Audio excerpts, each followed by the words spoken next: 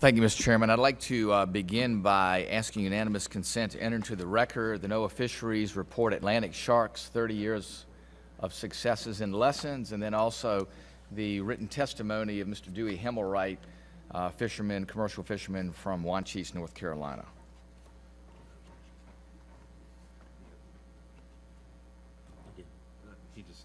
I asked that these be entered into the record. Yeah.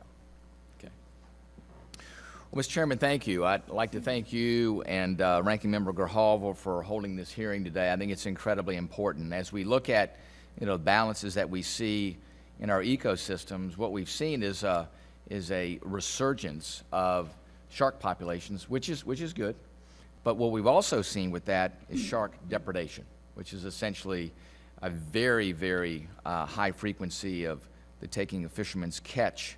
While we understand it's a natural part of predation, it also is becoming a widespread issue in our waters and has increased rapidly in recent years. And our anglers are losing their catch and tackle to sharks at alarming rates, and in some areas it makes areas totally unfishable because you're not able to compete with the sharks to actually to bring your catch to the boat.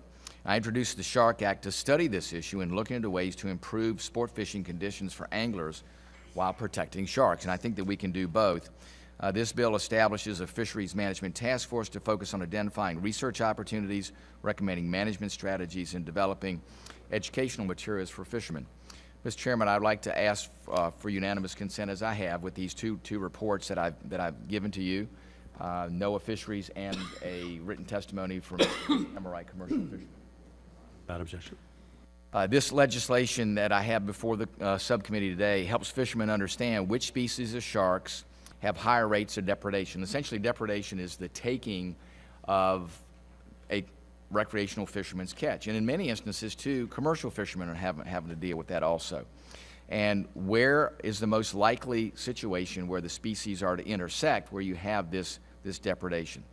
This is going to serve as the first major step in improving communication and coordination among fisheries managers and addressing shark depredation nationwide. And it is a nationwide problem. And there are a number of organizations I want to thank that have been part of this. The American Sport Fishing Association has been incredibly important. We have other leaders, too, in the conservation and recreational fishing field that have been very, very supportive of this effort. Again, we want to get to a point of good public policy as it relates to shark populations and our recreational fisheries. I do think that there is a place where we can find a balance.